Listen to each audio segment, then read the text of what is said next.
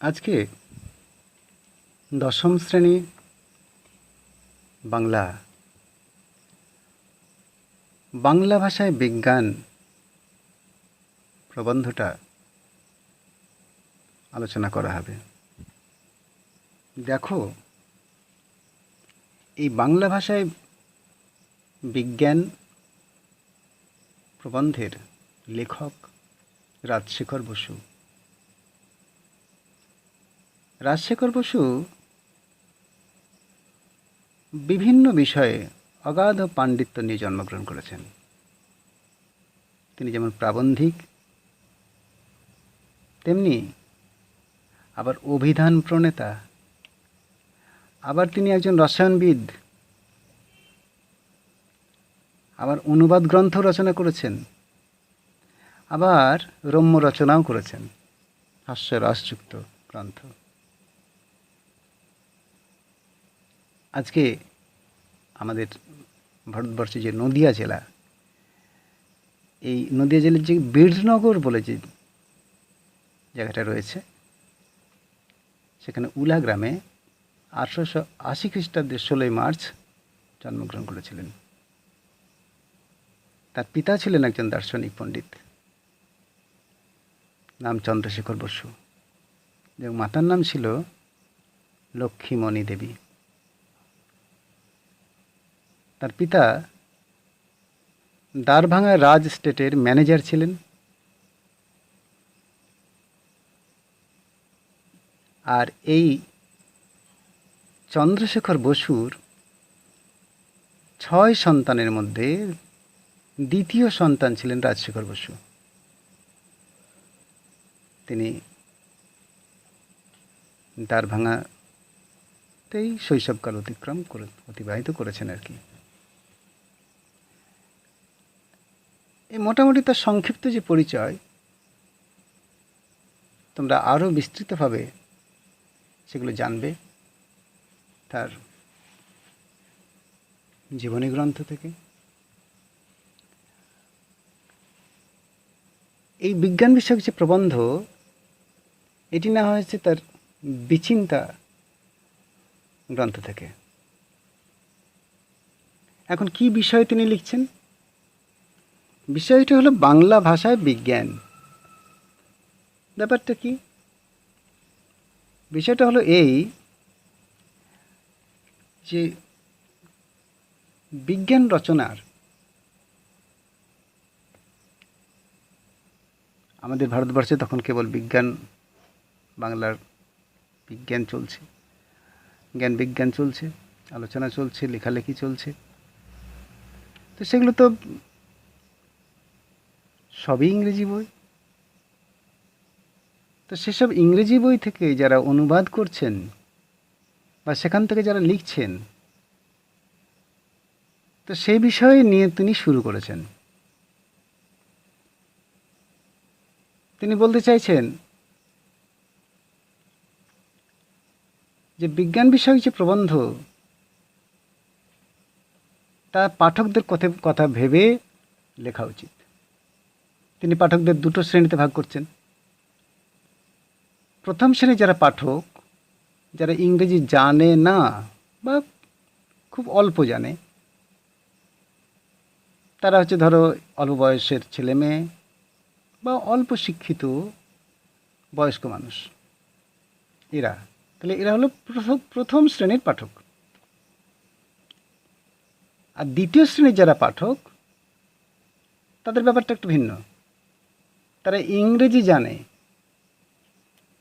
এবং কম বেশি তারা ইংরেজি পাঠও করেছে, কিন্তু বাংলাটা তারা অত ভালো জানে না। তাহলে প্রথম শ্রেণীর যারা পাঠক, তাদের কিন্তু বিজ্ঞান বিষয়ে কোনো ধ্যান ধারণা নেই। তারা কি জানতে পারে? খুব হয়তো পরিভাষা জানতে পারে বা কতগুলো স্থূল বিষয় তারা জানতে পারে, যেমন কর্পূর উবে যায়,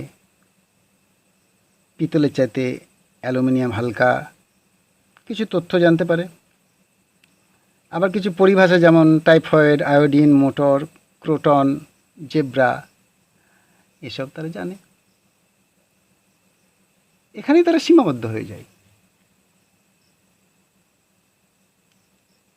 তাহলে এরা কিন্তু ইংরেজি ভাষাটা জানে না, একবারে শুদ্ধ বাংলা এদের মধ্যে। বাংলায় যদি বিজ্ঞান বিষয়ে শিক্ষার ব্যাপার থাকে তাহলে এদের কিন্তু কোনো অসুবিধা হবে না, কারণ তারা বাংলা জানে এবং বাংলা ভাষায় বিজ্ঞানটা পড়তে তাদের অসুবিধা হবে না। তবে যারা ওই যে বললাম দ্বিতীয় শ্রেণীর, যারা জন্ম থেকে ইংরেজি পড়ছে,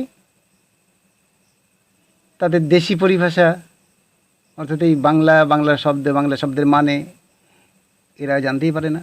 এর পড়তে গেলে অসুবিধা হয় এদের। অনেক সময় দেখা যায় বলতে গিয়েও অসুবিধা হয়, বাংলা শব্দ কুলিয়ে উঠতে পারে না। তাহলে এই প্রথম শ্রেণীর যারা পাঠক,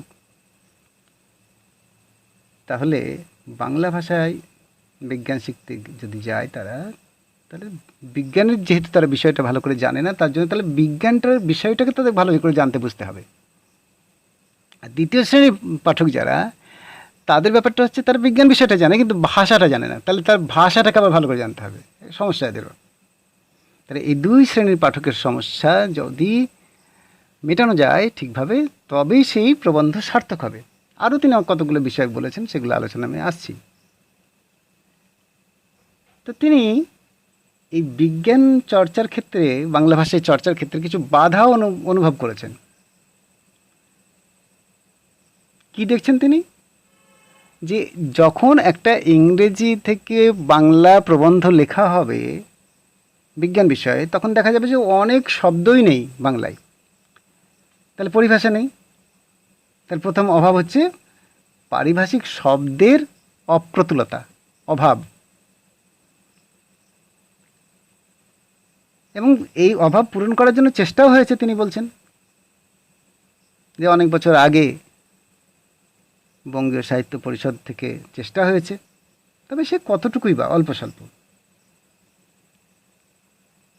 কিন্তু সেখানেও দেখা গেছে যে খুব একটা সাম্য আসেনি, সবাই মিলে কাজ করতে গিয়ে এক একটা এক রকম হয়ে গেছে। তারপরে আবার শুরু হয়েছিল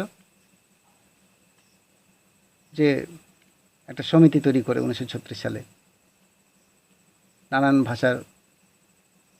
ভাষাতত্ত্ববিদ যারা বাংলার, ইংরেজি এবং সংস্কৃত ছিল, তার অধ্যাপক পণ্ডিত, এদেরকে নিয়ে একটা সমিতি হয়েছিল। তাতে বেশ কিছু শব্দ তৈরি হয়েছে, এটা ফলটা ভালো হয়েছিল। কিন্তু সেটা কিন্তু বেশি নয়, অল্প স্বল্প, খুব বড় যে সংকলন হয়েছিল এরকম নয়। আবার দেখা গেছে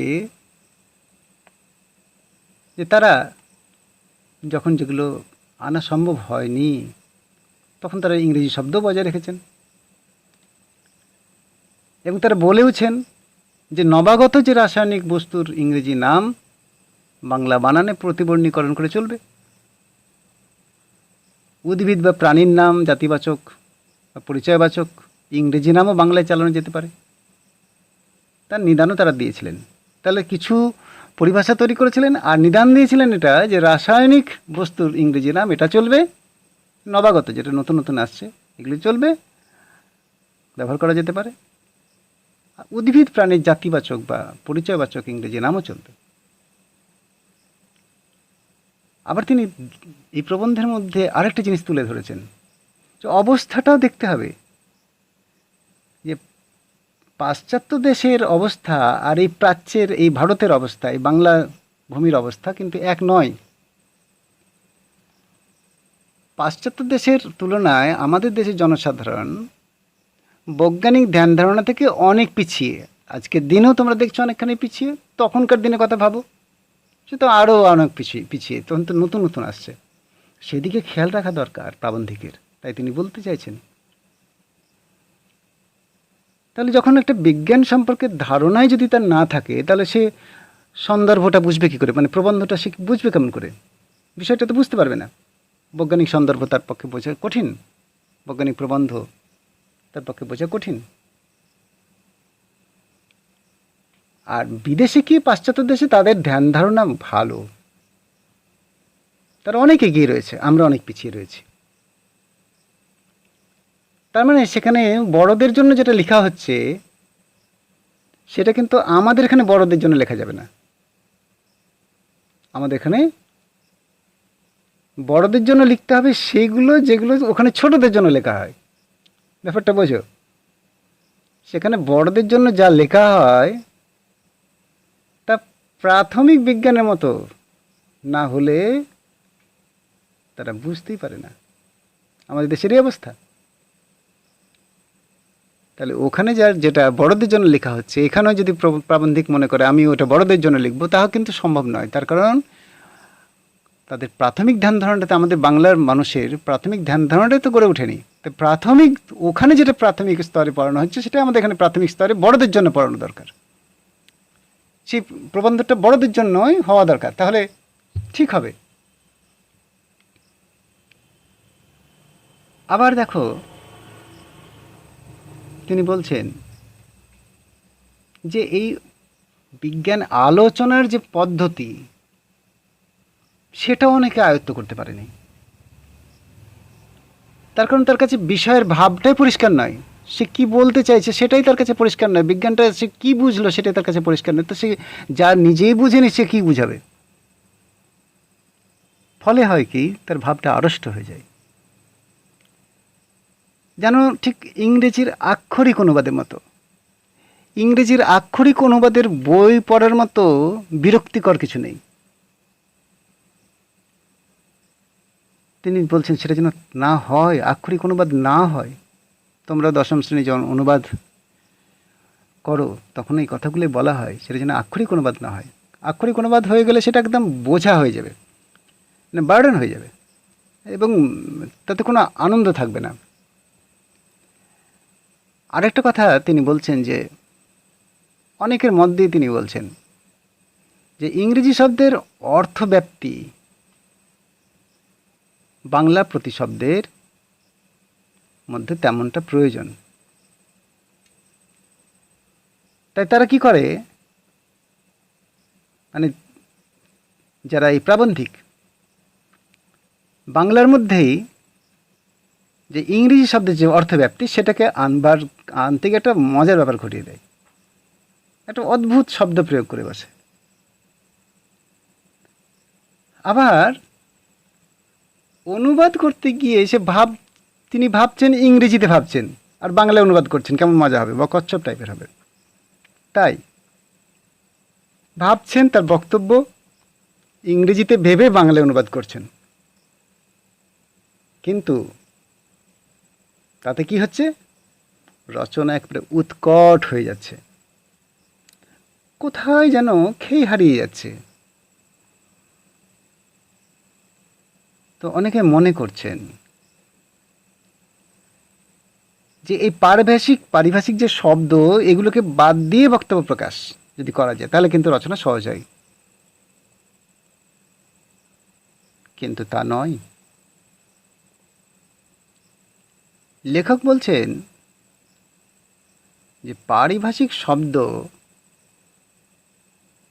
কোনো জায়গায় হয়তো বাদ দেওয়াও যেতে পারে, কিন্তু তার প্রয়োজন আছে। স্থান বিশেষে হয়তো পারিভাষিক শব্দটাকে ব্যবহার করলো না, কিন্তু ওটার তো প্রয়োজন আছে বাস্তবে। তাহলে দেখো একটা রচনা, বাংলা ভাষায় যে বিজ্ঞান রচনা, তিনি কত গভীরে আলোচনা করছেন বিষয়গুলোকে। তারপরে তিনি বলছেন যে বিজ্ঞান বিষয়ক যে আলোচনা এটা কিন্তু সাধারণ আর 5টা প্রবন্ধের মতো ভাবলেই ভুল হয়ে যাবে। তা বাংলা সাহিত্যে যে ব্যঞ্জনাগুলো ব্যবহার করা হয় তা কিন্তু বৈজ্ঞানিক সাহিত্য প্রবন্ধ রচনা করা উচিত নয়। তিনি বলছেন যে আমাদের আলংকারিকগণ শব্দের ত্রিবিধ কথা বলেছেন, অবিদ্যা লক্ষণা ব্যঞ্জনা, এগুলো কিন্তু ব্যবহার করা যায় না। তাহলে হয় কি, সমস্যা আসতে পারে। তো সেটাকে মনে রাখতে হবে। তিনি একটা সুন্দর উদাহরণ দিয়েছেন, যে যেমন আবিধানিক অর্থ প্রকাশ করে এমন যেসব শব্দ সেগুলো অভিধা বলে। যেমন দেশ, দেশের অর্থ ভারত বা স্থান। কিন্তু যখন দেশের লজ্জা বলবে তখন কিন্তু এটা দেশের অর্থাৎ দেশবাসীর হয়ে যাবে। আবার ধরো অরণ্য, এর আবিধানিক অর্থ বন, কিন্তু অরণ্যের রোদন যখন বলবে তখন কিন্তু ব্যঞ্জনা অর্থটা আলাদা হয়ে যাবে নিষ্ফল খেদ। তো সাধারণ সাহিত্যের লক্ষণা বা ব্যঞ্জনা বা উৎপ্রেক্ষা, অতিশয়োক্তি প্রভৃতি অলঙ্কারের সার্থক প্রয়োগ হতে পারে তিনি বলছেন, কিন্তু বৈজ্ঞানিক সাহিত্যে যত কম থাকে ততই ভালো। তার কারণ বিজ্ঞানের গুরুত্বটা হারিয়ে যাবে এবং কোনো মিলই খুঁজে পাওয়া যাবে না। উপমার কিছু প্রয়োজন হতে পারে, কিন্তু এমন কিছু হওয়া উচিত নয় যাতে করে বৈজ্ঞানিক প্রবন্ধটাই মার খেয়ে যায়। সেখানে অলঙ্কার বর্জন করতে হবে। তিনি আবার একটা সুন্দর উদাহরণ দিয়েছেন, যেমন কালিদাসের রচনা থেকে একটা উক্তি তুলে দিয়েছেন। সেখানে বলছেন যে তার বাংলাটা এই যে হিমালয় যেন পৃথিবীর মানদণ্ড। তাহলে দেখো কোন ভূগোলবিদ মানবে যে হিমালয় পৃথিবীর মানদণ্ড? তাহলে কখনো এটা সত্য নয়। তবে সাহিত্যে ভালো লাগে শুনতে, সাহিত্যে ভালো লাগছে শুনতে, কিন্তু ভূগোলে নয়। আর তিনি বলছেন বৈজ্ঞানিক প্রসঙ্গের ভাষা অত্যন্ত সরল, স্পষ্ট হতে হবে। এটাকে মনে রাখতে হবে, মনে রাখা উচিত।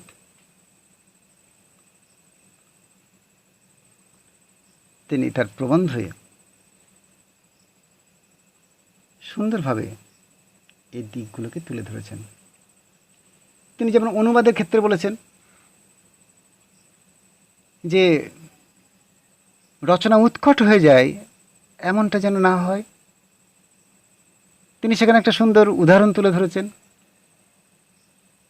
যেমন ধরো the atomic engine has not even reached the blue print stage.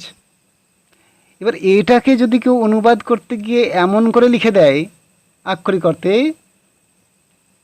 যে পরমাণু engine, the atomic engine Bangla করা হলো পরমাণু engine, has not even reached,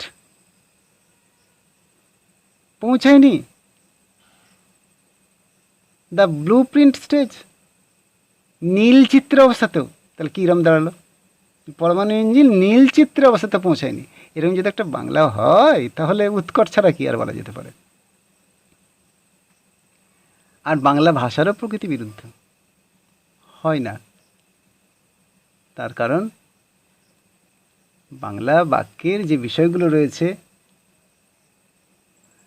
সেই বিষয়গুলো এখানে যে শর্তগুলো রয়েছে, তিনটে শর্ত, সে শর্ত এখানে পূরণ হয় না। তো কেমন হলে ভালো হয়? তিনি লিখছেন যে এরকম হলে ভালো হয় যে পরমাণু ইঞ্জিনের নকশা পর্যন্ত এখনও প্রস্তুত হয়নি। আরেকটা উদাহরণ দিয়েছেন তিনি, when sulfur burns in air the nitrogen does not take part in the reaction. এর বাংলাটা যদি এরকম হয়, যখন গন্ধ খাওয়ায় পড়ে তখন নাইট্রোজেন প্রতিক্রিয়ায় অংশগ্রহণ করে না। আসলে কেমন হয়ে গেল? তিনি বলছেন এটা যেন মাছি মারা নকল করা অনুবাদটা। তিনি বলছেন যে এটা যদি নাইট্রোজেনে কোনো পরিবর্তন হয় না তাহলে কিন্তু ভালো হয়। তাহলে এইভাবে তিনি যেন হাতে কলমে শিখিয়ে দিচ্ছেন। তিনি আরও বলছেন যে বাংলা প্রবন্ধগুলোতে, বৈজ্ঞানিক প্রবন্ধগুলোতে আরেকটা দোষ প্রায় নজরে পড়ে। সেটা কি? অল্প বিদ্যা ভয়ঙ্করী। জানে কম, যে কম জানে তার বিদ্যা ভয়ঙ্কর হয়ে যায়, আর সে নিজেও খুব অহংকারী হয়ে যায়। তো অল্প বিদ্যা ভয়ঙ্কর এই প্রবাদটা যে কত ঠিক তার প্রমাণ আমাদের সাময়িক পত্রাইতে মাঝে মাঝে পাওয়া যায়।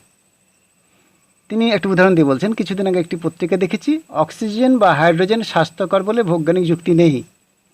তারা জীবের বেঁচে থাকবার পক্ষে অপরিহার্য অঙ্গ মাত্র, তবে ওজোন গ্যাস স্বাস্থ্যকর। তিনি এই অংশটা তুলে ধরে বলছেন এরকম ভুল লেখা সাধারণ পাঠকের পক্ষে অনষ্টকর। যে সাধারণ পাঠক যে বিষয়টা ভালো করে জানে না, তার কিন্তু একটা ভুল ধারণা থেকে যাবে এবং সেটা অনিষ্টকর, সেটা ক্ষতিকর হবে। তো সম্পাদকের উচিত যখন এই প্রবন্ধটা কেউ লিখে, কোনো প্রাবন্ধিক লিখে দেবেন, তখন তাকে একজন বিখ্যাত বা অভিজ্ঞ লেখককে দিয়ে যাচাই করিয়ে নেওয়া যে তিনি ঠিকঠাক লিখেছেন কি না। কোনো অবিখ্যাত লেখকের লেখা এলেই সেটাকে ছাপানোর আগে অভিজ্ঞ লেখককে দিয়ে, অভিজ্ঞ লোককে দিয়ে, অর্থাৎ এই বিষয়ে যারা এক্সপার্ট, তাদেরকে দিয়ে দেখিয়ে নেওয়া উচিত।